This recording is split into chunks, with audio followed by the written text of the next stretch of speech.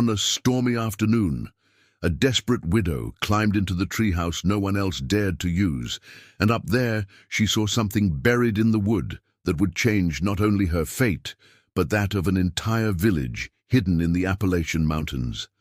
Have you ever felt so cornered by life that you took refuge in the one place everyone else runs from?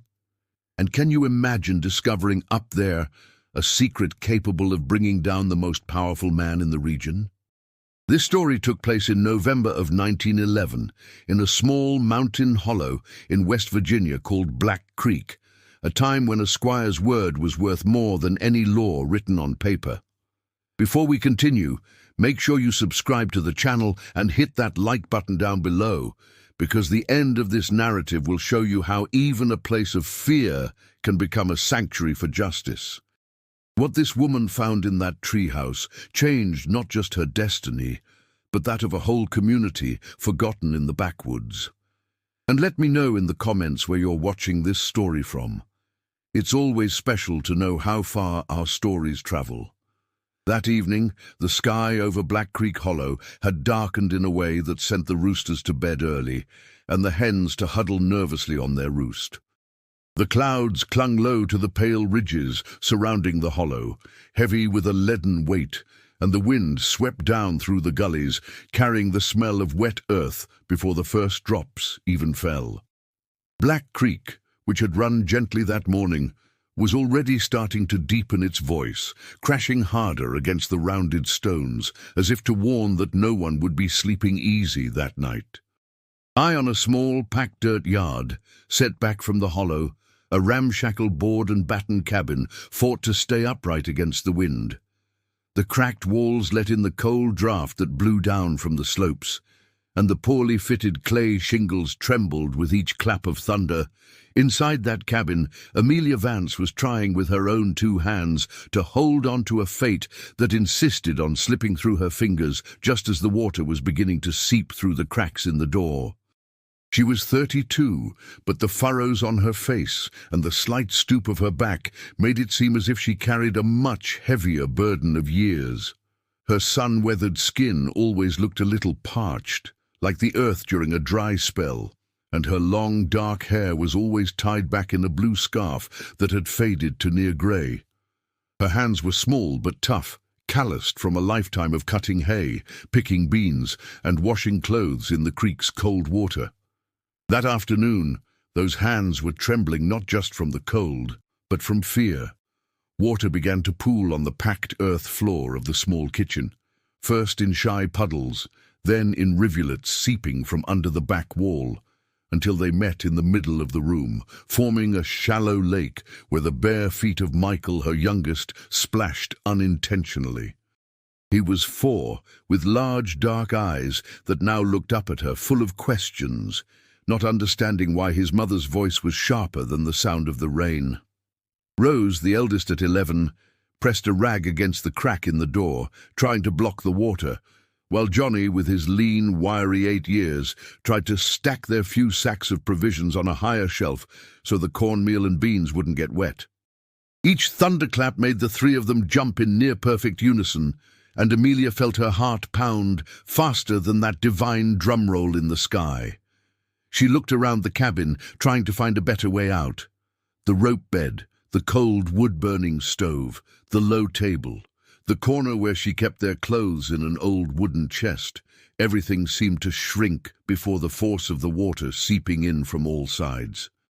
It was then that her eyes fell on a narrow window that looked out onto the yard, and beyond it to the great sycamore that dominated the patch of land. The tree rose like an ancient guardian in the middle of the lot. Its thick trunk, mossy in places, opened into strong branches that looked like outstretched arms. Among those branches, a good few yards off the ground, an aging wooden structure rested, with low walls and a small, crooked roof. The treehouse. A ladder of narrow planks zigzagged up the trunk, fastened with rusty nails and old ropes. Ever since she'd arrived at High Sycamore Ridge 3 weeks earlier, Amelia had avoided looking too long at that house hanging in the air.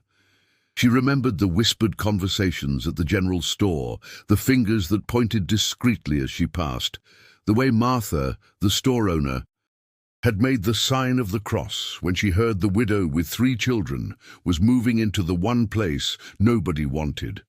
She remembered old man Silas scratching his thin beard and warning her that the problem there wasn't just termites and broken shingles, but an old, unsettled history. But now, with the water rising and the wind tearing at the door, that hanging house seemed for the first time more like a refuge than a threat. Amelia took a deep breath, smelled the damp smoke from the extinguished firewood in the stove, and made a quick decision, the kind mothers make when there's no time to overthink. She called sharply to Rose, told the boy to leave the sacks, and scooped Michael into her arms, pressing the small child against her chest. She told them they were all getting out, that this wasn't the time for arguments, because the cabin was going to flood, and they needed to get to higher ground, at least until the storm passed. The children hesitated, each in their own way. Rose arched her eyebrows with that look of someone who had already seen too much for her age, and asked if her mother was sure, because people said you could hear footsteps up there at night, even when no one was around. Johnny, fear plain in his eyes, mumbled that he'd rather stand in ankle-deep water than climb up on old wood that could break. But Amelia raised her voice, not out of anger but desperation, and replied that if they stayed, the water would soon be at their knees, then their waists, and she wasn't about to risk seeing another child swept away by a flash flood. That last sentence cut through the kitchen air like a knife. Even she was startled by how bluntly the memory of her husband had surfaced, uninvited at that moment. Joseph had been taken just like that, in another storm a year before. The image of him, holding the rope tied to a stubborn calf in the middle of the creek, the water rising, the roar of the current swallowing everything, still came back to haunt her on nights filled with thunder. She swallowed hard, shook her head as if to ward off a persistent fly, and ordered them to grab what they could carry. In minutes, each clutched something important. Rose carried the small, worn family Bible wrapped in a cloth. Johnny held the little box where they kept their few documents and mementos of their father, and Amelia carried Michael on one hip and on the other a cloth sack with a few dry clothes. They stepped out into the heavy rain, which struck their faces like tiny, cold pebbles. The yard had turned to thick mud that clung to their feet, but they dragged themselves to the base of the sycamore.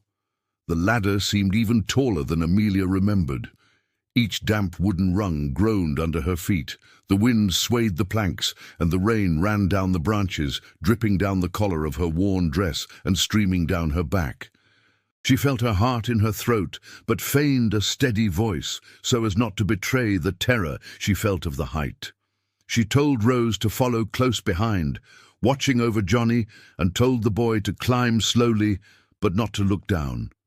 Michael clung to her neck, whimpering softly, saying a lightning bolt was going to strike the tree. When she finally reached the platform of the treehouse, Amelia had to push open a jammed little door. The wood resisted, groaned, then gave way with a crack. The inside was dark, smelling of damp wood and old dust. The only light came from 2 small openings on the sides that served as windows. The low ceiling forced an adult to stoop slightly. The space was smaller than it looked from below, but at least here the water wasn't rising from the floor.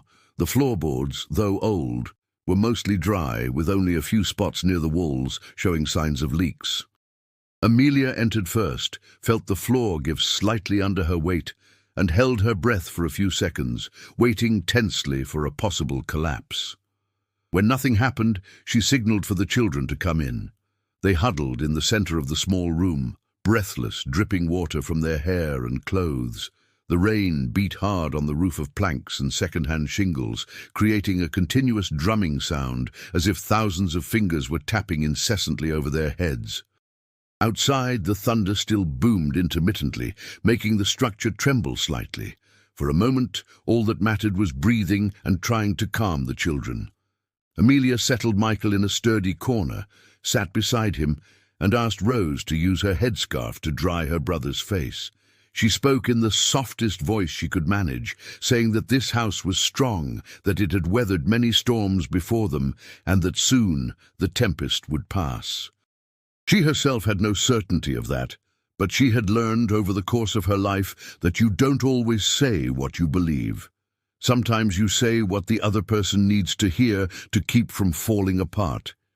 It was then, in her effort to appear calm, that she noticed something strange as she ran her hand over the floorboards, searching for a drier spot to lay out a cloth for the boys.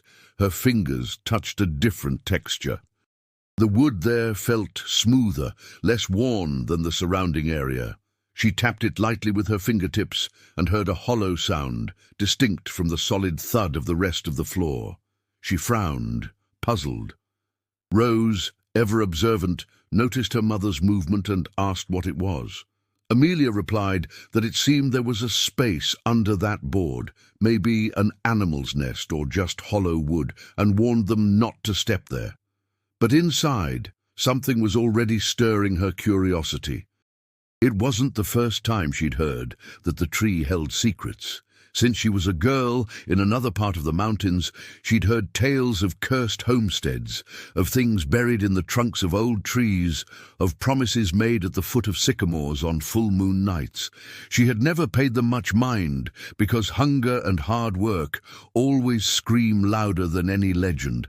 Yet now, alone with her children in a house suspended in the air, those memories seemed to have returned from nowhere. A flash of lightning illuminated the little house for a second, followed by a crash that made Michael flinch and squeeze his eyes shut. In that brief flash, something glinted near the front wall, where one of the floorboards met the baseboard. It was a faint gleam, like the reflection off old metal or wet glass. When the light vanished, the afternoon's gloom returned. Amelia blinked, trying to find that luminous spot again, but all she saw now was dark wood and shadows. Her heart, already racing from the climb and the storm, found a new rhythm. Amelia took a deep breath and decided she needed a closer look, but without frightening the children further. She said she was just going to check for any dangerous holes in the floor because she didn't want anyone to fall. She took the cloth from her hand and wiped it across the floor in that direction, as if cleaning, but actually feeling carefully for every crack. Her fingers found first a splinter of raised wood, then a deeper crevice, and finally something hard and cold wedged between the floor and the baseboard. She felt the metallic tip of something, maybe a piece of a nail, maybe something else. She tried to pry it out with her fingernail, but it slipped. Rose came closer, knelt beside her mother, and offered a small, old pocket knife she carried hidden in her dress pocket, a keepsake from her father. She said Joseph had taught her how to use the blade carefully, and if her mother wanted, she could try to lift the wood with it. Amelia hesitated for a moment. This house, this homestead, this whole place was still foreign to her. She felt that any wrong move could awaken memories that weren't hers, could disturb shadows left behind by others. But at the same time, there was something in Rose's voice, a mixture of fear and excitement, that reminded Amelia of herself as a girl, discovering something different amid the harsh routine of farm life. Besides, a part of her, long dormant, still believed that you can't turn your back on a mystery that falls into your lap on the very day life seems determined to drown you. She took the knife carefully, breathed deeply, and wedged its tip into the crack between two floorboards that seemed slightly further apart in that spot. Her first effort was in vain. The wood only groaned. On the second try, she felt a small crack, as if something underneath had given way by a fraction of an inch. With a third, firmer movement, one of the boards lifted slightly on one side, revealing a narrow, dark gap beneath the floor. A different smell rose from the opening. It wasn't the fresh mustiness of the rest of the house, but an older odor of something stored away for too long. Amelia leaned closer, trying to see something, but the dim light inside the treehouse and the darkness of the gap didn't help. Rose, noticing, took a nearly empty matchbox from her pocket, something she'd been saving for emergencies, and struck a match, cupping her hand around the flame. The small, flickering light cast dancing shadows on the wooden walls, and for an instant made both their eyes shine. In the faint light, Amelia could see that at the bottom of the hole there was something metal, rectangular, with rounded corners. It looked like a small box covered in dust and a bit of rust. Her heart hammered. She didn't know if she was looking at forgotten junk, an old toy, or something else entirely, but the mere idea that someone, someday, had decided to hide something there, right under the feet of anyone who climbed into that house, gave it all a new weight. She reached her hand into the narrow opening, feeling the wood scrape her arm, and groped slowly until she touched the cold metal. The box wasn't light. It seemed stuck on something, perhaps caught on an old nail. Amelia pulled, twisted it slightly, heard another crack as if a piece of wood inside had given way, and then managed to pull it up, bringing with it a cloud of dust that made all four of them cough.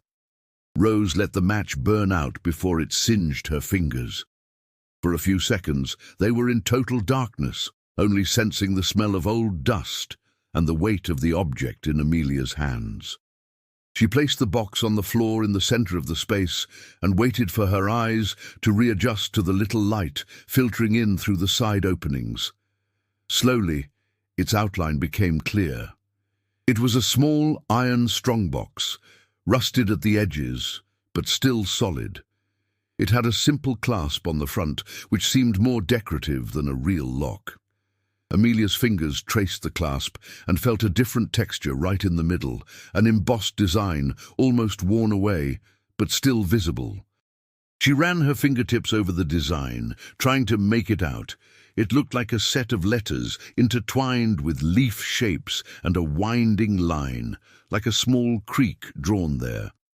With some visual effort, she could distinguish two initials, an A and an N, crafted with old-fashioned care. The combination of those letters and the symbol of the watercourse sent a shiver up her spine, though she didn't know why. It was as if the wood, the iron and the very wind outside were whispering a forgotten name. Johnny, who had been leaning in a corner, approached curiously and asked, his voice still trembling, where it had come from. Amelia answered, more to herself than to them, that someone had taken the trouble to hide this box here before the house was abandoned. She said she didn't know if they should open it or save it to ask someone, but as she spoke, her hand was already fumbling with the latch, as if her body had made the decision before her mind. With a small push, the clasp gave way with a creak. The lid lifted slowly, revealing the contents. There was no gleaming gold or jewels like in the treasure stories the local children told. Inside, wrapped in a thick cloth that had stiffened with time, were a few old yellowish metal coins, a sheaf of folded papers, and 2 letters tied with a faded ribbon.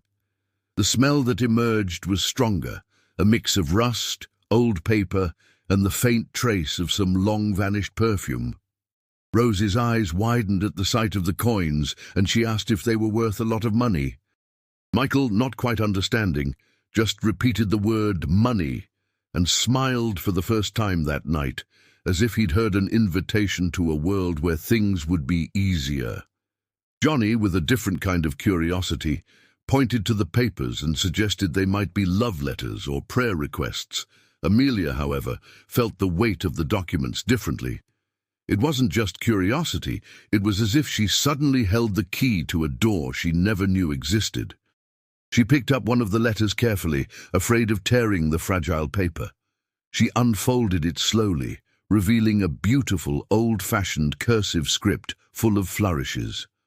The first words were hard to read in the dim light, and with what little schooling she had, she could only make out fragments.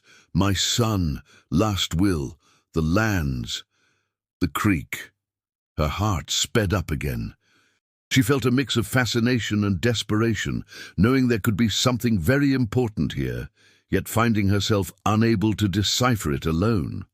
Among the papers was a thicker document with an embossed seal, almost faded, in one corner.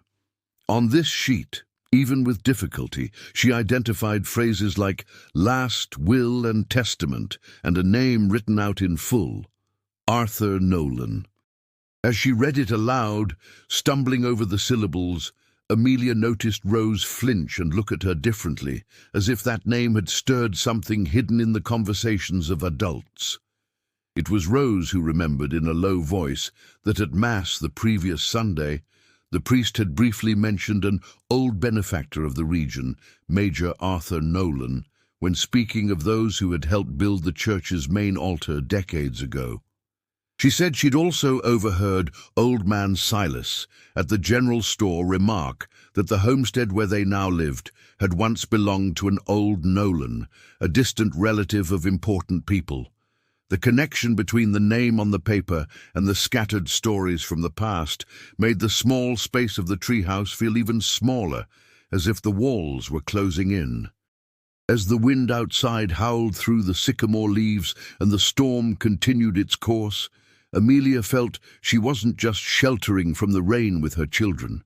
There, in that suspended hideaway, she had unwittingly grabbed hold of a thread that ran deep into the earth and spread out beneath the entire hollow, passing through the squire's farm, the church, the general store, the creek. And like with any old ball of yarn, pulling too hard on that thread could unravel things that many people preferred to keep exactly as they were. She closed the box again, instinctively, as if to contain not just the objects, but also the weight of it all for a little longer. She told the children that tonight the most important thing was to stay dry and safe, that the papers and coins would stay put for now, and that the next day, if the water went down, she would think about what to do. She spoke with a firmness she didn't entirely feel, but she needed to appear in control. Down below, the creek roared louder, the storm seemed to beat angrily against the cabin and the tree, and the night stretched on. Amelia hugged Michael, who was already starting to doze off against her, and asked Johnny to sit beside Rose and for them both to pray a quiet rosary, thanking God that they were still together. As she murmured the Hail Marys and Our Fathers, her mind kept returning to the small iron box and the name written in an old hand. At one point, between claps of thunder, she decided to approach one of the small openings in the treehouse to look outside. She needed to see the cabin below, the yard, the rest of the world that still held her captive there.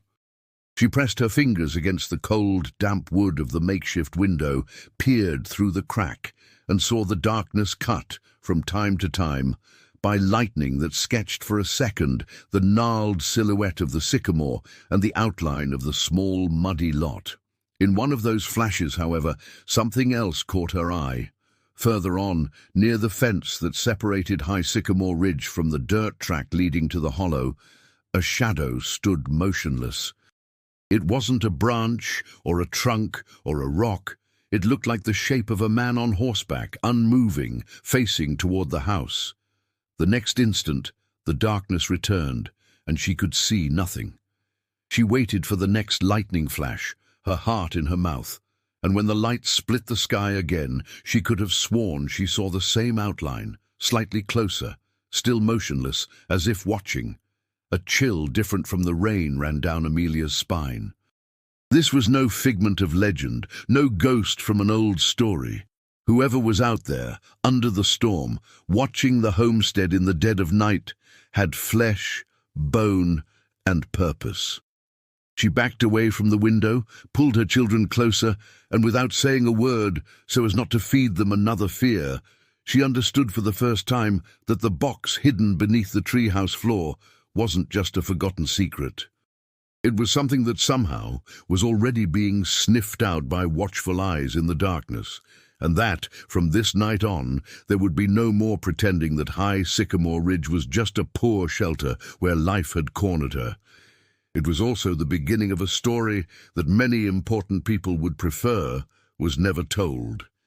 The morning after that tempest, when the rain finally tired of beating on the shingles and the sycamore trunk, Amelia climbed down from the treehouse with shaky legs, her children clinging to her, and the iron box wrapped in an old cloth, hidden against her chest as if it were a fourth child. The yard was a quagmire. The cabin still smelled of soaked earth and wet firewood, and part of the back wall had given way slightly, opening a fissure through which the damp hillside was visible. Even so, she breathed a sigh of relief that they were alive. The image of the mounted shadow near the fence from the night before remained stuck in her mind, but in the pale morning light it seemed more distant, almost doubtful, as if it had been a trick of her fear.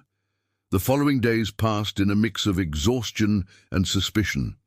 Amelia hid the iron box in a corner of the chest where she kept the family's few documents, under old clothes and burlap sacks. Whenever someone appeared in the distance on the dirt road, her heart would race, as if the mere existence of something hidden was, in itself, a beacon for curious eyes. Her routine, however, left little room for paranoia. There was the garden to unearth from the mud, fences to mend, the cracked wall to patch, the little bit of beans to cook, and the children to manage, who one moment were afraid of the treehouse and the next were begging to climb back up, curious about the hiding spot. After a couple of weeks, life at High Sycamore Ridge settled into a precarious but recognizable rhythm. Early in the morning, the crowing of distant neighbors' roosters arrived faintly, mixed with the sound of the creek finding its calmer course after the flood. Amelia would wake before the sun, light the stove with the little dry wood she'd managed to save, prepare thin coffee and a piece of yesterday's cornbread, and send Rose and Johnny to help in the garden while she cared for Michael. From time to time, someone would pass on the dirt road, but almost no one stopped. Some pretended not to see the homestead. Others glanced quickly and turned away, as if afraid of attracting the so-called curse. Even in the rush of the days, the image of the iron box under the clothes and the difficult letters on the paper never left Amelia's mind. At night, after the children were asleep, she would light a dim lantern, carefully shut the door, and pull the chest near the cold stove. She would delicately remove the hidden bundle, open the box, and run her eyes over the letters and the document.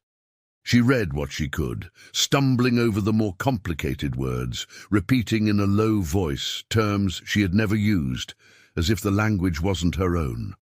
Each time she stumbled upon last will and testament, she felt the ground beneath her feet grow a little more unstable. She knew that alone she wouldn't understand everything. Even so, it took her a while to admit to herself that she would need help from someone who could read properly. She was suspicious of almost everyone there. She couldn't take it to the county clerk, because anything related to land and water sooner or later reached the squire's ears. She didn't trust the men at the general store, nor the other homesteaders who still depended on Benton Alvarenga's goodwill to keep their patches of land. In her mind, only one figure remained who might be able to decipher those papers without handing her over on a silver platter: Professor Owen Nolan. Owen was an odd sort for those parts. He lived in a simple cottage near the church and taught classes in a makeshift hall next to the chapel, where he'd created a sort of one-room schoolhouse for the farmers' children. He always wore a worn-out jacket, even in the heat, round glasses that constantly slid down his nose, and walked with a somewhat distracted air, as if his head were always a few steps ahead of his body. Almost everyone knew he wasn't from around here, and rumors circulated that he had worked in a land registry office in a larger town before coming to hide out in Black Creek Hollow. What no one knew for sure was why. One clear morning, after much hesitation, Amelia wrapped a clean cloth around the box, placed it inside a cotton sack, and told the children she was going to the hollow to get salt and kerosene. She asked Rose to look after her brothers and firmly told her that no one was to climb the treehouse until she returned. Rose nodded seriously, sensing from her mother's tone that there was more to it than a simple worry about falls. The walk to the hollow was a little over half an hour, down a dirt slope and through a stretch of low woods. She held the sack tight against her chest the whole way, as if carrying an extra heart. When she neared the church, she saw children entering the small school hall, hardcover notebooks under their arms. She peeked through the ajar door and saw Owen walking among the rustic desks, a piece of chalk in his hand, explaining something on the blackboard. She waited for the class to end, leaning in the shade outside. When the children came out, some looked at her curiously, whispering something about the woman from the sycamore place. She pretended not to hear. When the hall was empty, she took a deep breath, entered slowly, and called the professor's name with a shy respect. Owen turned, adjusted his glasses, and took a second to recognize her. He had seen her from a distance a few times at Mass, and had heard about the widow who had agreed to live in the place everyone else avoided. He saw the way she clutched the cotton sack with more force than its weight required, and realized in a glance that there was more in there than salt and supplies. He asked in a calm tone how he could help.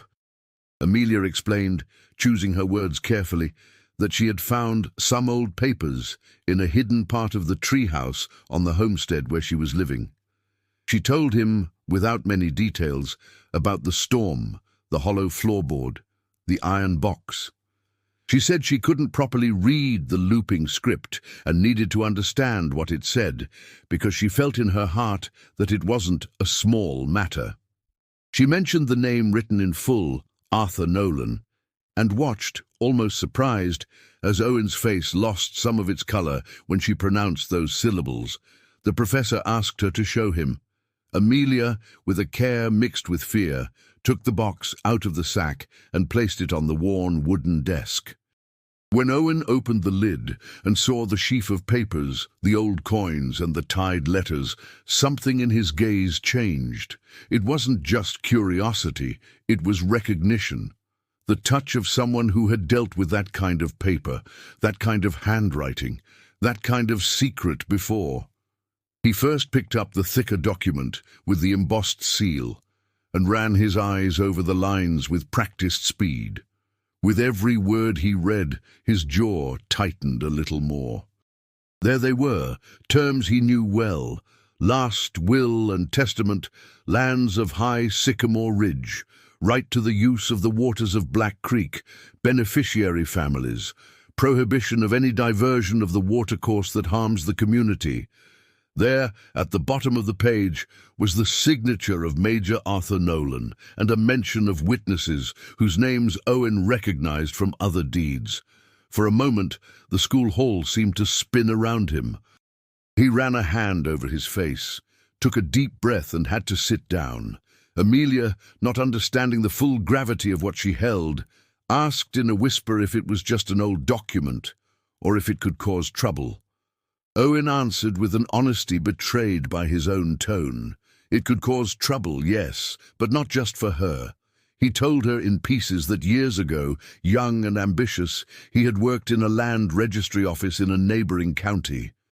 At that time, Major Arthur was a major landowner in the region, including the homestead with the treehouse and much of the creek's banks.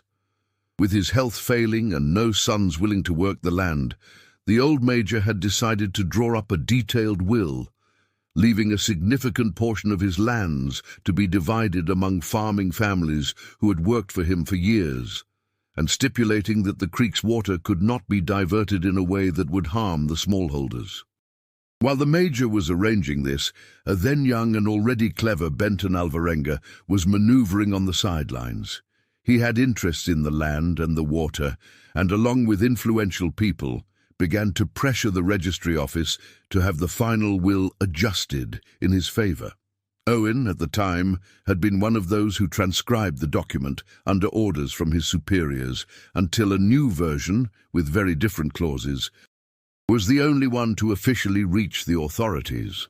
The original, which spoke of fair division and protection of the creek, had disappeared from the record books. He told all this to Amelia in fragments, avoiding some of the darker details, but not hiding the essence.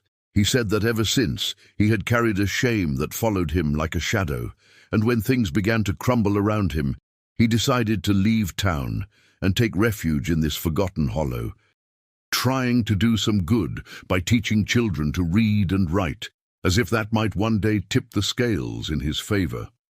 Seeing now, there on his desk, what appeared to be the very missing version of that will, Owen felt as if his entire past had just knocked on his door.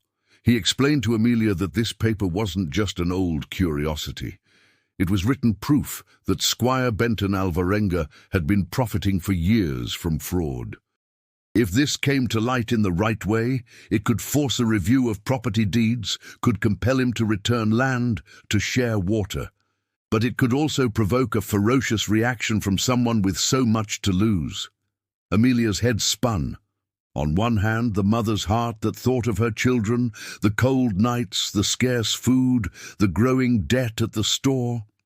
On the other, a strange feeling that this touched on something bigger than her own backyard. She asked, barely realizing she was speaking, if they couldn't just use it a little bit, to legally ensure that at least High Sycamore Ridge would be hers and the children's, without getting involved in the rest. Owen replied that, in theory, they could try something like that, but in practice a document of this magnitude, once disturbed, would hardly stay quiet. The following days were consumed by this dilemma. Meanwhile, her body began to pay the price for so much tension. Michael, the youngest, came down with a persistent cough and a low-grade fever that came and went. The dampness of the cabin, the clothes that took forever to dry, the night chill hitting the child's chest made the situation worse. Soon the boy was having trouble sleeping, crying from exhaustion, his chest wheezing. Amelia, with no money for medicine, boiled herbs, prepared teas, made poultices, but nothing seemed to truly help.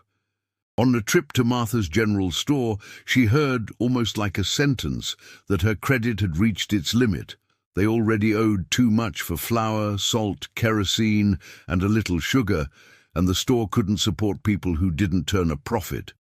Martha felt some pity for the widow, but she felt even more for her own inventory. She said it with the air of someone apologizing before delivering the blow. It was Michael's illness and the refusal at the store that pushed Amelia against the wall. One night, when the boy was burning with a higher fever, his breathing more labored, she opened the box again, looked for a long time at the old coins, and ran her finger over one of them. They were thick, with designs she didn't quite recognize, and were probably more valuable for their age than their metal. Still, they were all she had that could, at that moment, be turned into medicine. After wrestling with herself until almost dawn, she decided she would trade a single coin, just one, for medicine and food, and hide the rest even better. The next morning, she took one of the coins, wrapped it in a piece of cloth, and tucked it into her dress pocket. She went to the hollow with Michael tied to her back in a sling, his head resting on her shoulder. When she reached Martha's counter, she asked for cough syrup, a few grams of a powdered medicine recommended by the traveling apothecary who occasionally passed through, and some groceries. The shopkeeper, ready to refuse, fell silent when she saw the coin Amelia placed on the counter. She pulled the object closer, examined it carefully, bit it lightly, and recognized that it was not ordinary. She asked in a tone half sweet, half venomous, where it had come from. Amelia, feeling the weight of that gaze, replied that it was a family heirloom, kept for a long time, and that she had decided to use it because her son was in need. She said it firmly, but noticed from the look of restrained satisfaction on Martha's face that a new story had just been born right there behind the counter. The entire store seemed to have heard the clink of the coin on the wood. Two men drinking coffee in a corner exchanged glances. A boy, stacking sacks in the back, stopped what he was doing to listen. It didn't take long for the news to start circulating, mixed with other fabrications. By the end of the afternoon, it was being whispered throughout the hollow that the widow from the cursed homestead had found a hidden treasure in the treehouse. Some spoke of a chest full of gold, others of an inheritance left by a rich lover. With every mouth that repeated it, the story gained a new detail. None mentioned a will, creek water, or farmer's rights. What stuck was the word treasure, and where there was treasure, there were always those who felt they had a right to a piece. Among the attentive ears that caught rumors at the store was that of Silas "Slim" Croft, a known enforcer for Benton Alvarenga. He was a tall, thin man with prominent cheekbones and a thin moustache that always seemed damp with whiskey. He had a reputation for solving the squire's problems without asking too many questions, whether it was collecting a difficult debt or convincing someone to leave a disputed piece of land. Hearing the talk about the widow, the sycamore, and the old coin, he smiled to himself and thought this was worth reporting to the boss. At the end of the day, he rode to St. Matilda's farm, where Benton, sitting on the wide porch of his grand house, smoked a cigar and watched the workers in the yard.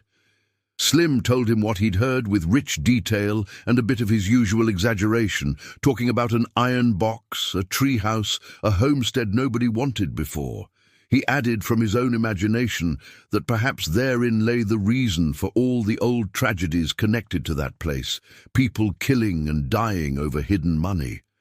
The squire listened in silence, blowing smoke slowly, his pale eyes narrowed. When Slim finished, Benton only asked how long the widow had been at the homestead and who else had been talking to her. The enforcer mentioned in passing that he had seen the town professor heading in that direction the other day. That was enough for the squire to connect some dots. He already knew Owen had worked in a land registry office. He also knew that old paper, when it falls into the wrong hands, becomes a big problem. In the following days, Benton started with a soft approach. He sent a message through Martha herself that he just wanted to know how the new resident of the Sycamore lands was settling in, offering in a paternalistic tone help with seeds or some livestock, if needed. It was an old strategy. Get close as if you care, sniff around, and measure the size of the threat. Meanwhile, Amelia continued to struggle with the dilemma that gnawed at her. Michael improved a little with the medicine. His fever went down, but the persistent cough reminded her each night of the thin line separating her family from tragedy. At the same time, Owen's words about justice, about the rights of other families, about the diverted creek, kept hammering in her head. When she went to Mass, she would glimpse the calloused hands of other farmers, the mended clothes of children who, like hers, barely had enough to eat, and she wondered if she had the right to use this discovery solely for her own benefit. One day, arriving at the store, she found Owen there, arguing in a low voice with Martha over a ledger. The shopkeeper, irritated, was demanding payment on an old debt from someone, and the professor was trying to reason with her about dates and values recorded confusingly. When Amelia entered, holding little Michael by the hand, the conversation's tone shifted. Martha started complaining loudly about people who owed too much, her eyes sliding toward the widow. In an impulse he might not have expected himself, Owen reached into his pocket, pulled out a few small coins, and said he wanted to pay down a piece of Amelia's bill. He said that as her children's teacher, he felt an obligation to help where he could, and he didn't want to see the boys miss school for lack of shoes or a notebook. Martha, seeing an opportunity to get at least something, agreed, still grumbling, but recorded the payment. Amelia looked at Owen with surprise and gratitude, feeling the humiliating weight of needing someone else to pay for her, but also a relief that was hard to hide. Outside, after they left the store, she thanked him sincerely. He replied that it was little compared to what he knew was at stake. He said he had carefully read the letters found in the box and needed to tell her more. He arranged to visit the homestead a few days later, at a time that wouldn't draw attention. On the appointed day, he arrived on foot without his jacket, a cloth satchel over his shoulder, saying it would look less strange for a town man to be walking out this way. On the simple porch of the cabin, sitting on a creaking wooden bench, Owen spread the papers from the box on the table and began to explain, more calmly, what he had managed to decipher. He spoke of Major Arthur's letters to his son, mentioning the old man's fear of seeing his lands fall into the wrong hands. He read passages where the Major stated clearly that he wanted to set aside a part of High Sycamore Ridge for a small group of poor families with the right to plant, raise a few animals, and use the creek water without paying any man for it.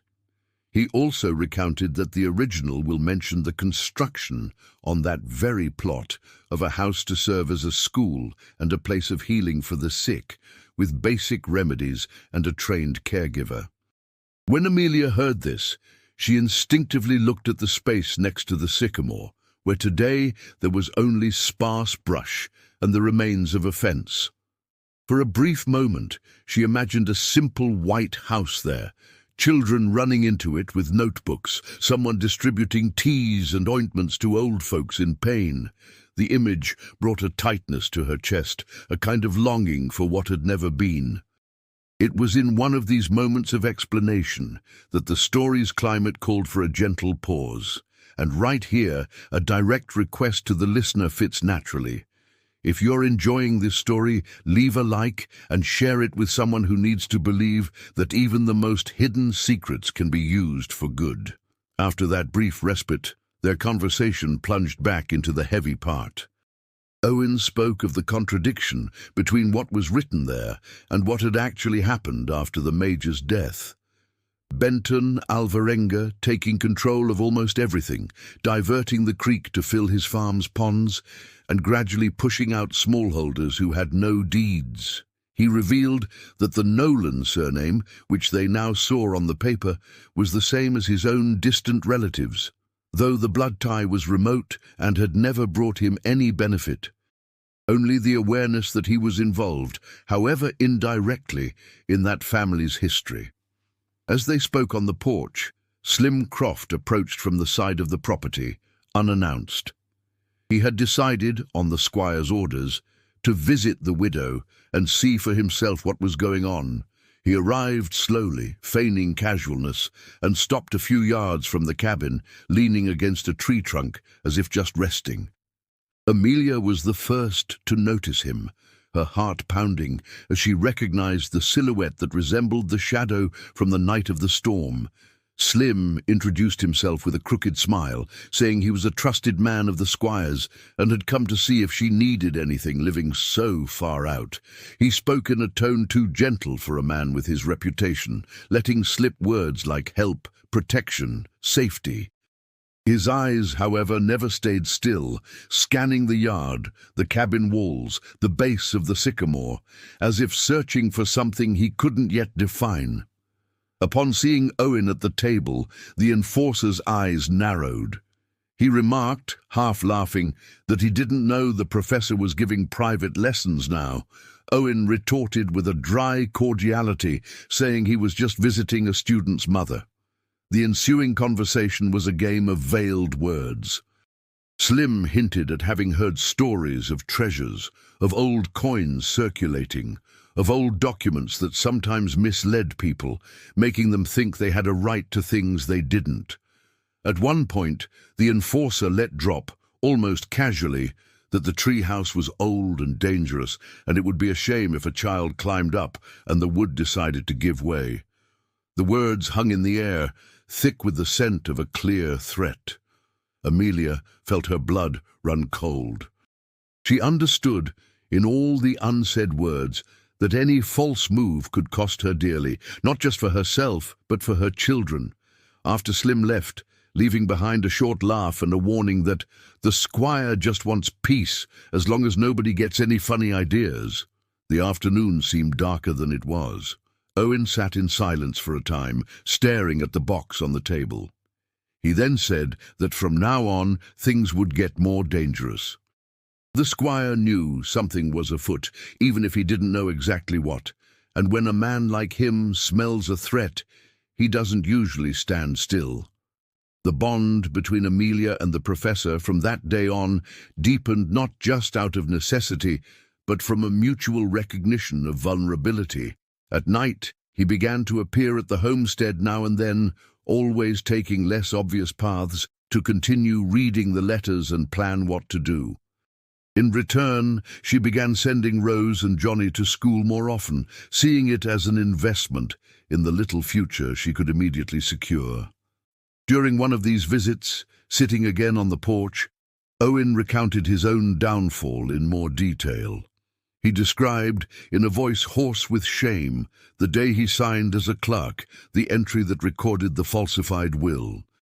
He said he knew at the time that something was wrong, having seen older drafts with different provisions, but he had closed his eyes in exchange for a raise and the promise of a better position. The regret caught up with him later, when he began to see families evicted, creeks drying up for some while filling the ponds of others. He also confessed why he had ended up in Black Creek Hollow. It was where much of the land mentioned in that missing will was located. He had come to this hollow with the vague intention of one day, perhaps, finding someone willing to stir up the past with him. He never imagined it would be a penniless widow, living on the homestead everyone feared. When he finished speaking, his eyes were moist, but he shed no tears. He looked more exhausted than sad. Amelia listened in silence, feeling a strange mix of anger, pity, and relief. Anger at knowing that a man who now sat before her, seemingly fragile, had once contributed to the injustice that now crushed so many. Pity, because she saw, in the lines of his face, the weight of all those years carrying guilt. And relief, because in a way, that sullied past was also the reason he was here, willing to risk something to right what could still be righted. As their bond strengthened, so did the threat from Benton. Slim Croft returned to the homestead a few days later, this time without beating around the bush. He strode into the yard without asking permission, kicked a branch out of his way, looked around, and seeing a hen scratching near the fence, he snatched it by the neck with swiftness. Before the astonished eyes of Johnny, who was tying a string to a piece of wood to play with, he twisted the bird's neck with a dry snap and dropped it dead on the ground. He said in a slow voice that this was just an example of how fragile things could break quickly if they were in the wrong place. Then he looked directly at the window, where Amelia was approaching, drawn by the noise, and commented that the squire didn't like people messing with paper, old coins, and old history. He said that if she wanted to stay there quietly, she might even receive a little help, maybe some sacks of corn, a calf. She just had to not meddle in things too big for a woman's head. That scene was seared not only into Amelia's memory, but also into her children's. That night, Michael dreamt of headless chickens running through the yard. Johnny, who had always been more fearful, began to avoid going outside alone at dusk. Rose, for her part, started looking at the treehouse with even more suspicion, as if it were both a sanctuary and a magnet for danger. Surrounded on all sides, Amelia seemed to have less and less room to breathe. Inside, however, something was hardening. With every humiliation, every veiled threat, every memory of the words in the will, speaking of fair division and protection for the small, her fear mingled with a simmering rage she had never allowed to grow. She remembered her husband being taken by the flood, the cold eviction ordered by the squire, the silent walk to this despised homestead. Now, on top of all that, weighed the knowledge that beneath the treehouse floorboards, someone in the past had tried to do the opposite, to protect, to share, to care. It was on a late afternoon with a heavy sky, weeks after the first storm, that the biggest turning point of that time came to light. A new stretch of cloudy days had set in, with distant thunder announcing heavy rain for later. Amelia and Owen decided to climb up to the treehouse again, this time more calmly, to better inspect the structure and see if there was anything else hidden besides the box. They climbed the ladder with extra care, feeling the damp wood groan under their combined weight. Up top, the little house seemed smaller than ever. The musty smell had intensified with the recent rains. The floor, where the loose board had revealed the first hiding place, showed a few more cracks. Still, they both knelt and began to examine every corner. It was Owen who noticed, with a detail only a trained eye would catch, that in one corner the support beams seemed to have a different joint. There, between two beams, was a millimetre-wide gap, larger than in the other corners, as if someone had fitted a movable piece of wood years ago to conceal a false bottom. He ran his fingers over it, pressed lightly, and felt a section give almost imperceptibly. Amelia, noticing the gesture, brought a small, old screwdriver she had found in the previous owner's chest and offered to help. With careful movements, Owen inserted the tip of the tool into one of the cracks and applied pressure. The wood resisted, groaned, but after a few minutes of persistence, it gave way with a distinct crack, revealing a deeper compartment built into the house's frame. From inside, no iron box emerged. What appeared, wrapped in a thick cloth now damp at the edges, was a much thicker sheaf of papers, protected by a leather strap that had hardened with time. The professor pulled it out carefully, feeling its symbolic weight almost as much as its physical one. The two sat on the floor side by side, their breath held, as if with that package they had pulled a rope connecting the past to the present. When Owen untied the leather strap and unrolled the cloth, he saw on the first page what he had both feared and, in a way, hoped to find: the complete last will and testament of Major Arthur Nolan, with all pages numbered, paragraphs initialed, seals embossed, and at the end the firm signature of the old man and those of the two aforementioned witnesses. In one of the final clauses, written in clear legal language even for someone with little education, it stated that any subsequent document altering these provisions and not registered under specific conditions would be considered null and void. It was as if the Major, suspicious of future chicanery, had tried to protect himself in advance. That clause alone had the power to dismantle the entire house of cards the squire had been building for years. Realizing this, Owen felt his shoulders tremble. He let out a short, joyless, nervous laugh and muttered that old Arthur had been smarter than most people thought. At the same time, he knew without a doubt that there was no turning back now. Amelia, without understanding all the technical terms, grasped the essence. That paper said, with the force of the law that men respected when it suited them, that what had been done with that land and that water was wrong from the very beginning. She said in a low voice that this could be the salvation of many, but also the ruin of anyone who dared to put their face to it. She felt a knot of fear in her stomach, but also a strange sense of alignment, as if, for a moment, past and present made sense together. Outside, the first nearby thunderclap announced the approaching storm. The wind swayed the sycamore's canopy, making the little house tremble slightly. It was in that uncertain sway, with the complete will in their hands, that the two looked at each other and understood, without needing to say it aloud, that what they did from now on was not just about high Sycamore Ridge, nor just about the hunger of Amelia's children, nor just about Owen's guilt. It involved an entire hollow, accustomed to bowing its head when the squire passed. It involved the banks of the creek, the dry fields of some and the full ponds of others. The wooden ladder creaked as they began to descend, taking the bundle of papers, wrapped again in the cloth with them. Each step seemed to represent a choice, each movement an added risk.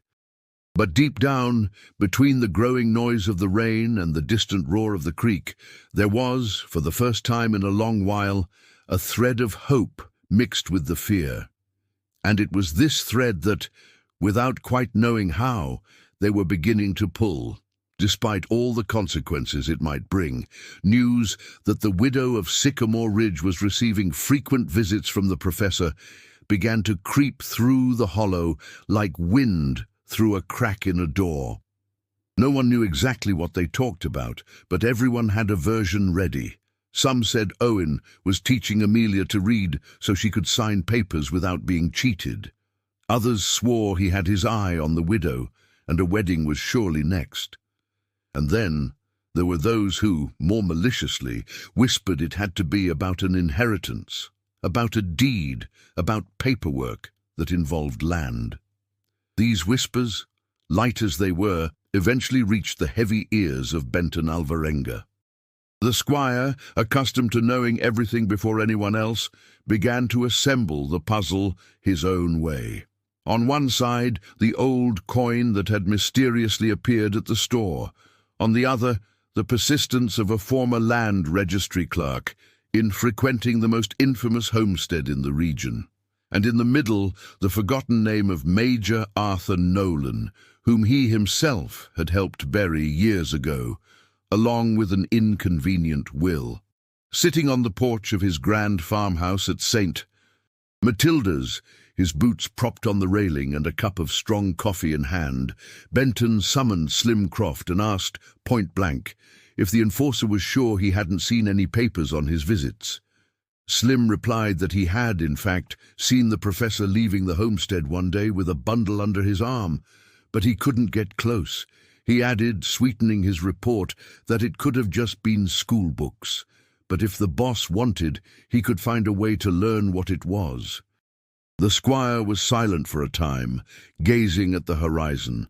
Down below, his fields stretched almost to the line of the creek, which shimmered under the afternoon sun. That shimmer, which many found beautiful, had a different color for him. It was the reflection of the power he held in his hands, ever since he'd managed to divert part of that water into his own ponds. He knew that without that control, half the respect he commanded would crumble. One Sunday morning, Benton decided to don the mask of the benevolent gentleman he used for special occasions. He had his finest horse saddled, put on his best suit, fastened his pocket watch to his vest, and went to Mass in Black Creek Hollow. He entered the church with a firm stride, greeting some, nodding to others, and made a point of approaching the altar after the service to exchange a few quiet words with Father Jeremiah. A short while later, on his way out, he approached Owen with a calculated smile. He asked, in a tone of concern, how the children's lessons were going. He spoke of the importance of literacy in a changing world. And then, with a gaze that seemed to pierce the professor, he mentioned that he'd been hearing talk of old papers making the rounds, ancient wills, things that could sometimes confuse simple folk. He said he would be very saddened if someone were to use their knowledge of letters to put the wrong ideas into the heads of poor people who already had enough trouble. Owen felt the message land squarely in his chest. He replied, with the most neutral words he could find, that his only goal was to teach the children, nothing more. The squire nodded, gave the professor a light pat on the shoulder, and remarked that if they ever needed help with any documents, the courthouse and his farm had open doors, as long as everything was done above board. When he walked away, he left behind a trail of tobacco smoke and menace. That same afternoon, Benton summoned Slim Croft to his study. Inside, in the light filtering through a high window, he placed 5 coins on the desk, pushed them toward the enforcer, and said it was time to stop circling. He wanted to know, once and for all, what was in that treehouse. If it was just hidden money, he would take what he deemed his fair share and leave the rest to the widow in exchange for her silence. If it was paper, that was another matter entirely. In either case, he would not tolerate surprises. Meanwhile, at High Sycamore Ridge, Amelia and Owen already understood that their time was running out. With the complete will in their hands, they could no longer pretend it was just a family secret.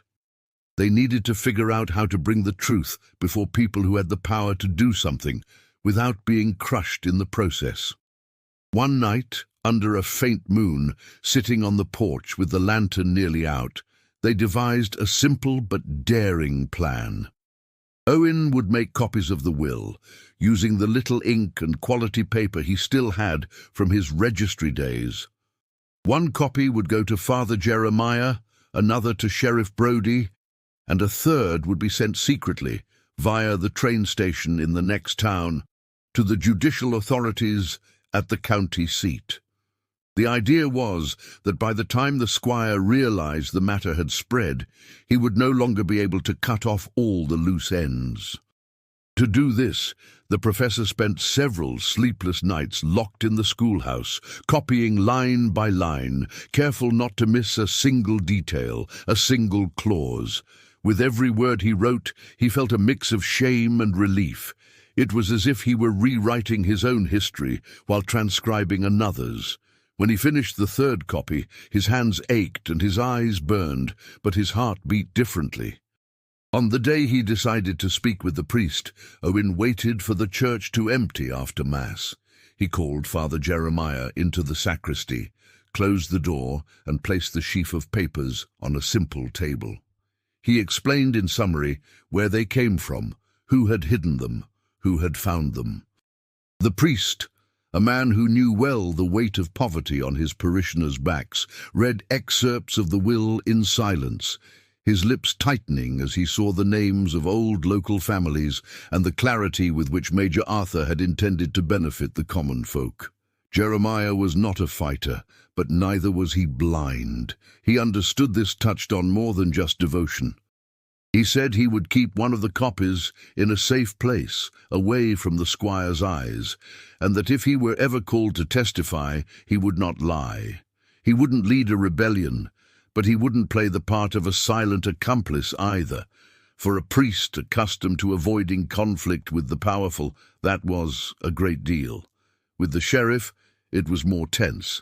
Sheriff Brody was a practical man who owed his position, in part, to Benton's tacit support. When he saw the will, he initially tried to dismiss it, saying old paper didn't always hold up, that things got lost over time. But as he read the final clauses, especially the one nullifying subsequent documents made outside the stipulated conditions, sweat began to bead on his forehead. He knew that if this reached the county seat and was taken seriously, his own past inaction in certain cases could be called into question. In the end, he agreed to hold a copy, not so much out of courage, but from a sense that the cards were being reshuffled, and it might not be wise to bet everything on the squire. He said he wouldn't get involved without an order from higher up, but if the court ever requested the document, he would hand it over. It was a little, but it was something. The third copy travelled hidden in the false bottom of a wooden crate, sent as if it were a fabric sample to a distant relative of Owen's in the larger town. A boy from the Hollow, who sometimes helped at the train station, took the package there, with no idea what he was carrying. When the train's whistle cut through the air that morning, carrying away the engine and its cars, Amelia, watching from a distance, felt as if a part of her fear had been set on a journey of its own. The days that followed felt strangely calm, like the silence that sometimes falls before a great storm. Benton sent no messages. Slim didn't appear at the homestead. The Hollow returned to its usual rhythm, but there was a tension in the air that the more observant could feel. It was as if everyone was waiting for something to happen, and no one knew where the first thunderclap would come from. It came, as it was bound to, on a rainy night. The sky closed in suddenly. The wind began to howl through the window cracks, and the creek below once again took on the deep voice of a flood. Amelia, who knew the signs, rushed to put their few belongings on higher ground, made sure Michael was bundled up, and told Rose and Johnny to gather what was most important. The fear of rising water now walked hand in hand with another fear, less clear, but just as strong. In the midst of this rush, she heard in the distance the sound of horses' hooves in the mud, first one, then another, then several. The sound was approaching along the main track to the homestead. When she risked a peek through a crack in the window, she saw, in the flickering light of a lightning flash, the dark line of at least 3 riders stopping near the fence. In front, unmistakable, was the figure of Benton Alvarenga, in a heavy rain slicker and a hat pulled low. Behind him, 2 armed men, one of them Slim Croft. Amelia's heart pounded so hard she thought her children would hear it. She told them to huddle in a corner away from the door and took a deep breath before stepping out onto the porch. The cold wind hit her face, and the fine rain began to soak her dress. Still, she lifted her chin and faced the group that was slowly dismounting nearby. Benton walked toward the house with a terrifying calm, as if paying a routine visit. He greeted her with a slight nod, no smile. He said he'd been worried about her and the children's safety in such an isolated place, especially on stormy nights. He mentioned he'd heard stories of little treasures hidden around, of old papers, and had come personally to offer protection before a greater misfortune occurred. The words, stripped of their tone and context, might have sounded kind. But the way his eyes measured the yard, the trunk of the sycamore, the ladder of the treehouse, made it clear there was no disinterested goodwill here. Slim, further back, leaned against a post, feigning inattention, while the other man walked slowly around the base of the tree, testing the first few rungs of the ladder with his boot. Amelia replied that they were fine, thank you, that they needed nothing. She said the house, though old, held firm, and the tree, despite its reputation, had already protected them from one storm. She said it with the steady voice she had learned to use when she had nothing left but her own posture to defend herself. The squire let out a short, joyless laugh and remarked that protection sometimes only lasts so long. Then, without changing his tone, he asked directly about old coins and visits from a professor. He wanted to know if there was something hidden there that he, as the owner of much in these parts, ought to know about. In that moment, Amelia fought an internal battle. She could feign complete ignorance, say she had no idea what he was talking about, and discard any shred of trust that might still exist between them. Or she could admit a part of it, in the foolish hope that a half-truth might calm Benton's fury. In the end, she chose a third path. She didn't answer the question as he expected. She said only that if there was something wrong with this piece of land, she wasn't the one who started it. The dry sentence landed like a slap across the squire's face. He narrowed his eyes, took a step forward, and warned that he did not tolerate insolence from people occupying, by his favor, lands that had once passed through his farm's deeds. He said that if he discovered any attempt to use old paper against his authority, he would not be responsible for the actions of the men who rode with him. The thunder above seemed to punctuate every word. It was at this point, when the tension seemed about to break, that it makes sense for the listener to receive a reminder. If this story is touching your heart, you know the drill. Like, subscribe, and share it with those you love, because what's about to happen on this stormy night shows how sometimes it's in the tightest spots that courage awakens. While the squire was cornering Amelia with words, another movement was happening far away. Hours earlier, predicting something like this might occur, Owen had gone to Sheriff Brody's house with an urgent request. He said he had received a response from the county seat that the local judge wanted an explanation about an old will connected to the lands of High Sycamore Ridge, a will of which copies were now held by the church and the sheriff himself. He reminded Brody carefully that concealing a document requested by a higher authority could backfire on him. The sheriff, caught between fear of the squire and fear of the county justice system, decided after much sweating that he would not stand in the middle of that fire alone. He sought out the priest, confirmed the copies, and pressed from two sides, resolved to act that very night. With a small escort, he took the path to the homestead just as the first heavy drops began to fall. He had no idea he would find Benton there, but deep down, perhaps he had guessed. Back in the muddy yard, the atmosphere between the squire and the widow reached a dangerous point. Benton gave a hand signal, and the man near the sycamore began to climb the first rungs of the ladder, an axe hanging from his shoulder. He said it would be better to tear down that treehouse now, before some child fell and got hurt, because then they'd say it was his fault. The cynicism dripped from his words like rain from the leaves. Seeing the man climb, something inside Amelia snapped.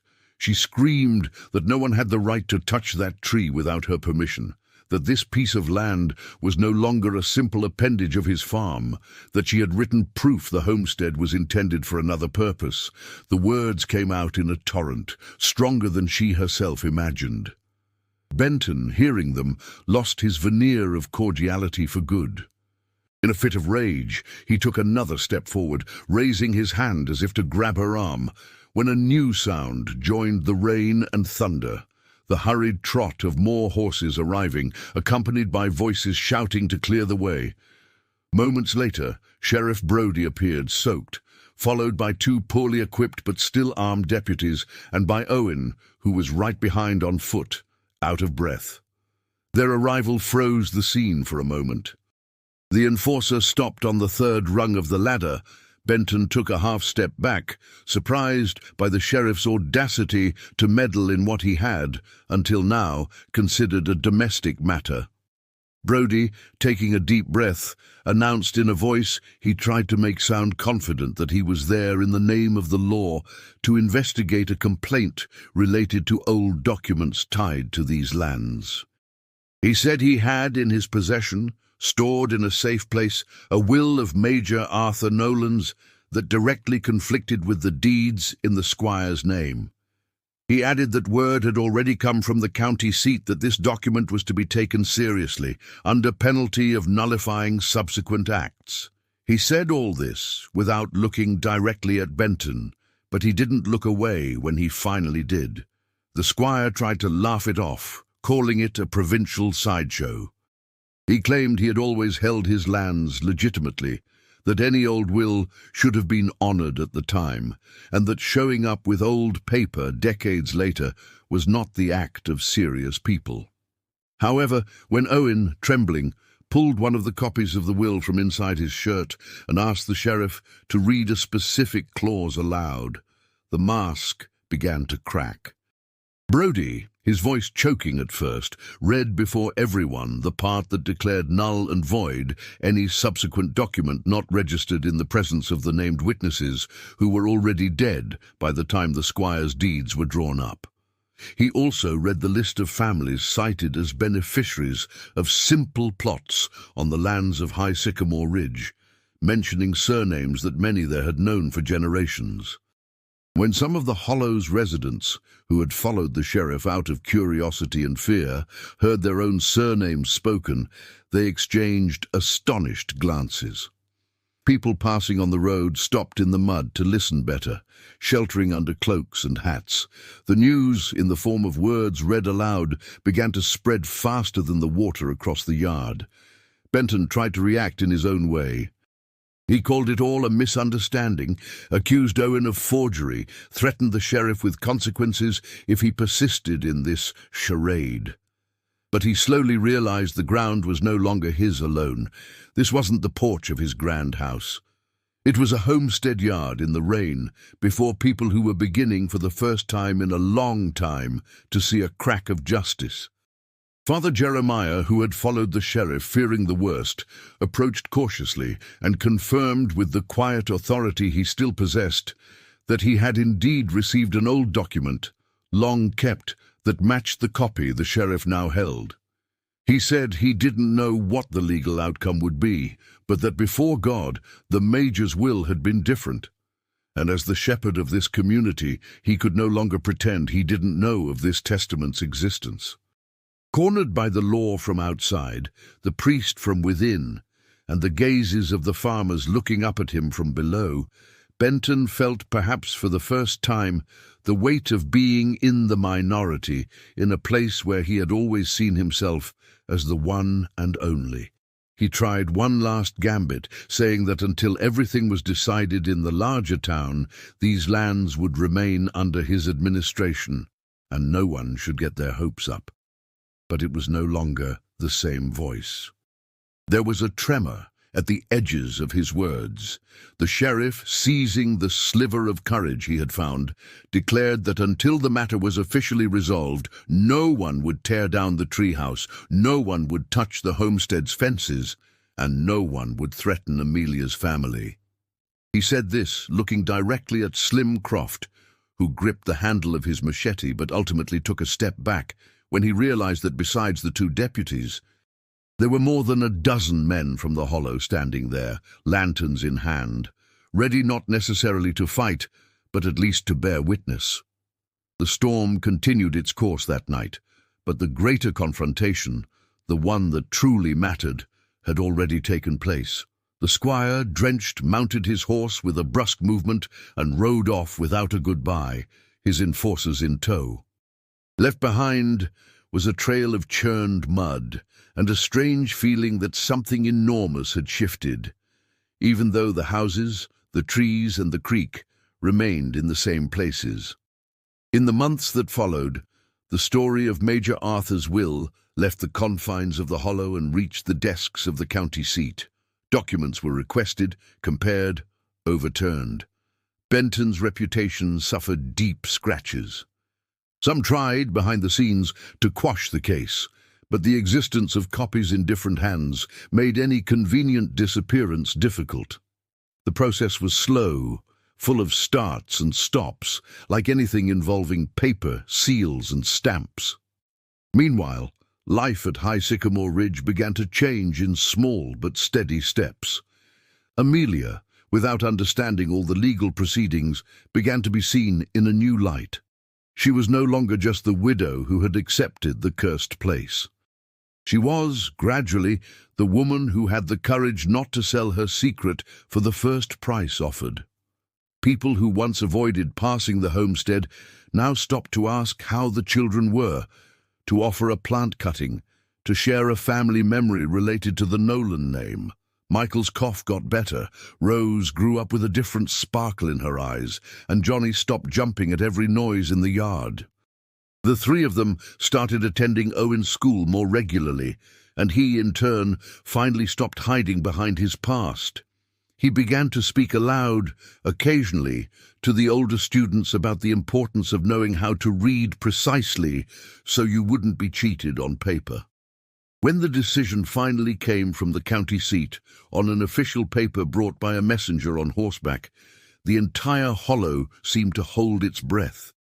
The judge recognized the validity of the original will and declared, in convoluted language, that subsequent deeds must be reviewed in light of that document. In practice, this meant that Benton's ownership of part of the lands and his exclusive use of the creek's water was undermined. It also meant that High Sycamore Ridge was henceforth recognized as an area designated in part for community use. It wasn't overnight that everything transformed. The squire wasn't arrested in the town square. He didn't lose all his holdings in the blink of an eye, but slowly and inevitably he saw his influence wane. He had to cede plots of land, negotiate new terms for water use, and accept that other names would now appear on the official records as owners of small lots. His word was no longer absolute law. It had to share space with other voices. Amelia, consulted for the first time on such matters, made the choice she had been quietly nurturing since the night of the storm. She accepted full ownership of a part of the homestead, enough to secure a plot to farm, a decent corral, and a better house for her and her children, but she firmly insisted that the rest of the area mentioned in the will be used exactly as Major Arthur had wished, to build a more structured school and a simple healing space, where sick people could be cared for without having to walk for miles to the next town. Father Jeremiah supported it. Sheriff Brody, now more careful about his own role in history, did not object, and the community, tired of decades of silent submission, embraced the idea with a hesitant enthusiasm at first, and then with growing conviction. They organized work parties, cut timber, raised treated wattle and daub walls, and covered roofs with new shingles. The treehouse, high in the sycamore, remained standing, but it was no longer the only symbolic shelter of the place. Over time, a white schoolhouse with blue windows began to welcome children daily who had previously barely left their farms. Next to it, A small hall served as a clinic, where a health practitioner, trained with the help of a doctor from the city, treated wounds, fevers, and difficult births. The creek water, which once flowed almost exclusively to the squire's farm, now fed a common reservoir from which several families could draw without asking for anyone's blessing. Amelia's transformation was visible in every detail of her day. Her face, once permanently tense, gained new lines from smiles that came more easily. Her body, which had for so long carried the weight of shame and fear, straightened. She began to walk through her yard, and the hollow with a sure step, the colourful scarf on her head, now more a matter of taste than shyness. She was invited to give her opinion at community meetings, especially on matters concerning children and the poorest families.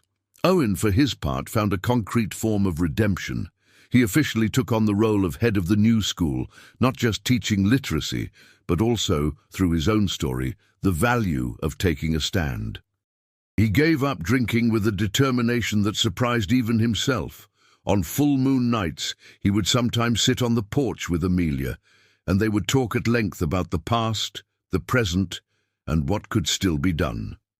Between them grew a quiet affection, without fanfare, built more on partnership and trust than on grand passions. Years passed. The reputation of High Sycamore Ridge's old curse faded, replaced by other conversations. When someone told the story of that place to an outsider, they no longer spoke of a child who disappeared in the treehouse, but of a widow who climbed up there to escape the rain and ended up finding a will that lifted the heads of an entire hollow.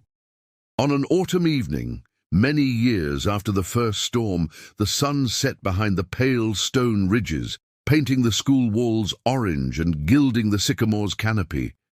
In the yard, children ran around the tree, competing to see who could climb up to the little house first. The ladder had been reinforced, the planks replaced, and there was even a small makeshift handrail, built by the residents themselves, to ensure no one slipped.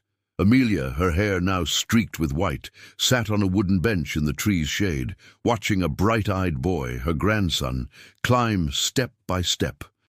He turned his face from up high and shouted that he could see the creek shining in the distance, the green fields, and the white school full of people. She called back that this was exactly what she wanted him to see, a world where the view from above wasn't to feed fear, but to remember how much could change when someone decided not to hide what they found. Owen, also older but with his eyes still alert, leaned against the schoolhouse door, holding an old notebook. Every now and then, he would call a child over and show them in firm letters the words he had once written while crying with shame, last will and testament. He would explain in simple terms that no paper should be respected more than the dignity of those who put their hands to the earth and make the day rise. And so, between the wide shadow of the sycamore and the sound of children's voices, the story of that stormy night took on the shape of a good memory. Not because it had been easy, but because from it so much had been set right. The treehouse, once a refuge of fear, became a viewpoint of hope. The iron box, now empty, rested on top of a cabinet in the school, a silent piece in an improvised museum. The original will, after serving its purpose, was archived in the county records, far from daily sight, but close enough to serve as a reminder that not all paper is meant to be forgotten. In the end, the woman who climbed the treehouse to escape the storm found more than just coins and documents. She found a new way of seeing herself and of being seen. She discovered that from the top of a place others avoided, it was possible to see the crooked outline of injustice and, with courage, begin to straighten a part of it. And every time the wind gently swayed the little house up high, the soft creak of the wood seemed to repeat, for anyone who would listen, that some storms do come to destroy what is fragile, but others arrive to force us to climb a little higher, to open what is hidden beneath the floorboards, and to transform fear and secrets into a path and a legacy for those who come after.